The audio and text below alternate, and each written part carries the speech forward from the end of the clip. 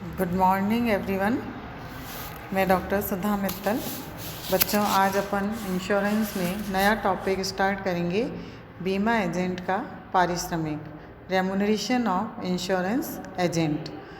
बीमा एजेंट बीमा कंपनियों के अत्यंत महत्वपूर्ण व्यक्ति माने जाते हैं, क्योंकि प्रत्येक बीमा कंपनी की उत्पादकता यानी प्रोडक्टिविटी, उनकी जो लाभदेयता तथा कुशलता में बीमा एजेंटों की महत्वपूर्ण भूमिका होती है, महत्वपूर्ण रोल होता है। किंतु कुशल बीमा एजेंट प्राप्त करने तथा उन्हें अपनी ही संस्था में बनाए रखने हेतु प्रत्येक कंपनी को आकर्षक एवं प्रेरणादायी पारिश्रमिक प्रणाली का विकास करना होता है। यानी बीमा एजेंटों के लिए एक इस प्रकार के पारिश्रमिक को तय करना होता है ताकि बीमा एजेंट अपनी सेवाएं अपनी क्षमता के अनुसार प्रोवाइड कर सके। तो बीमा एजेंट के पारिश्रमिक का अर्थ क्या है, इसके बारे में हम अध्ययन करेंगे। बीमा एजेंट के पारिश्रमिक से तात्पर्य बीमा एजेंट को बीमा कंपनी से अपने कार्य के बदले प्राप्त होने वाले वेतन, भत्तों, बोनस तथा प्रत्यक्ष एवं परोक्ष रूप से प्राप्त होने वाले सभी मौद्रिक लाभों एवं सुविधाओं से हैं।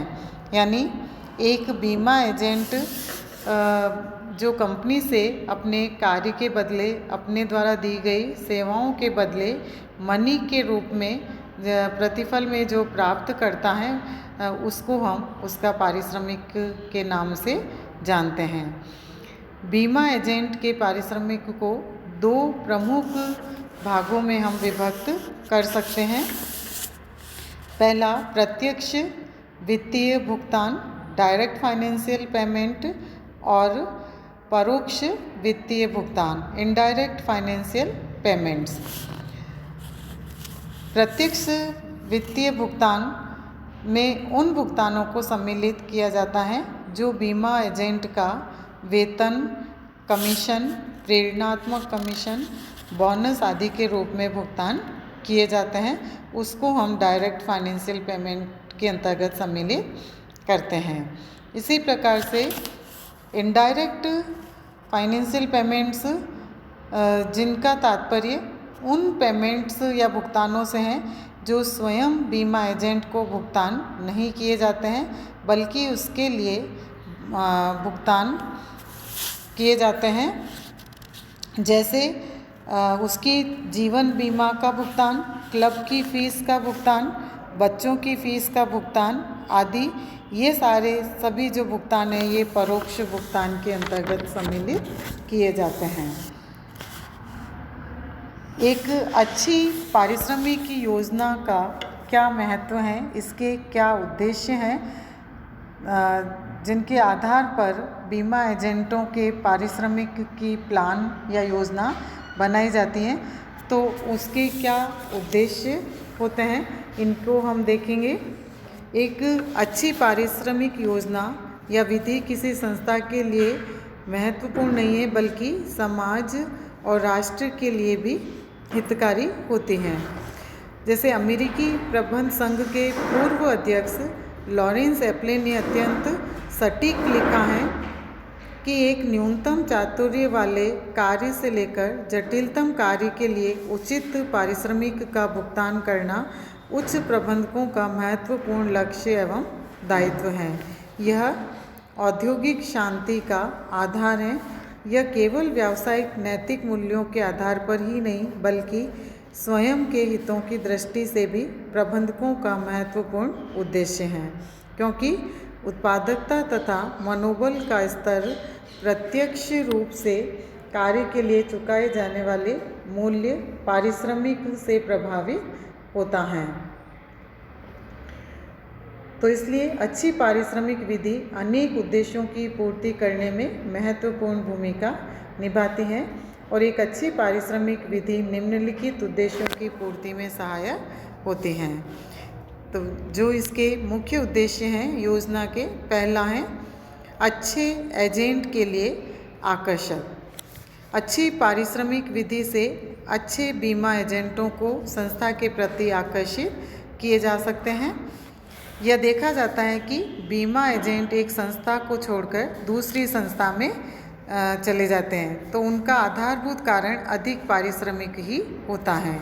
इसलिए प्रत्येक संस्था को अच्छे बीमा एजेंटों को बनाए रखने के लिए उनके पारिश्रमिक को इस तरीके से तय किया जाना चाहिए, आकर्षित पारिश्रमिक होना चाहिए ताकि वो उस संस्था के अंतर्गत बने रह सके। इसी प्रकार से उत्पादकता में वृद्धि।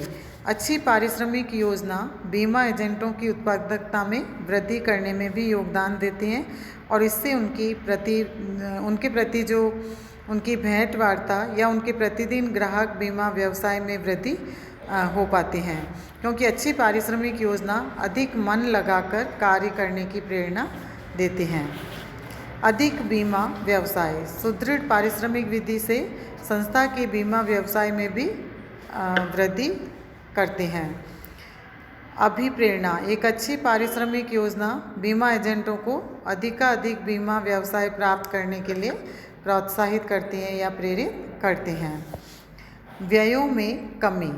अकेली अच्छी पारिश्रमिक योजना ही कई व्ययों में जैसे भ्रमण, विज्ञापन, विक्रय संवर्धन, पत्राचार आदि व्ययों में कम करने में योगदान दे सकते हैं। इसके बाद लागतों में कमी। अच्छी पारिश्रमिक विधि कुल लागतों में कमी लाने में सहायक है और इसका जो कारण है वो क्या है कि बीमा एजेंट कम समय में ही अधिक बीमा व्यवसाय प्राप्त कर सकते हैं, जिससे प्रति बीमा पत्र लागत में कमी लाई जा सकते हैं। एजेंटों के आवर्तन में कमी। अच्छी पारिश्रमिक योजना अच्छे एजेंटों को आकर्षित ही नहीं करती हैं बल्कि उनको संस्था में बनाए भी रख सकती हैं। अतः एजेंटों का आवर्तन को कम करने में यानी उनके टर्नओवर को कम करने के लिए एक अच्छी पारिश्रमिक योजना का निर्माण किया जाना अनिवार्य होता है या आवश्यक हो जाता है। Next, control. अच्छी पारिश्रमिक विधि बीमा एजेंटों पर पर्याप्त नियंत्रण स्थापित करने के लिए भी योगदान देती हैं। वेतन तथा कमीशन विधि को संयुक्त रूप से अपनाकर एजेंटों का भली प्रकार अच्छे तरीके से उनका नियंत्रण या कंट्रोल किया जाना संभव हो जाता है। अच्छे संबंध, गुड रिलेशन। एक अच्छी पारिश्रमिक योजना संस्था में बीमा एजेंटों तथा प्रबंधकों के बीच अच्छे संबंधों को स्थापित करने में महत्वपूर्ण भूमिका रखती हैं। अच्छी योजना दोनों ही पक्षकारों के हितों का पोषण करती हैं और इससे उनमें स्वतः ही मधुर संबंध बने रहते हैं। और ख्याति में वृद्धि, इंक्रीजेज इन गुडविल। अच्छी पारिश्रमिक योजना वाली संस्था के बीमा एजेंट कुशल होते हैं जो ग्राहकों से बहुत ही मधुर संबंध स्थापित करते हैं। इसके अतिरिक्त बीमा एजेंटों तथा प्रबंधकों के बीच मधुर संबंध भी पाए जाते हैं और इस सब के परिणाम स्वरूप संस्था की जो ख्याति है वो निरंतर बढ़ती हैं।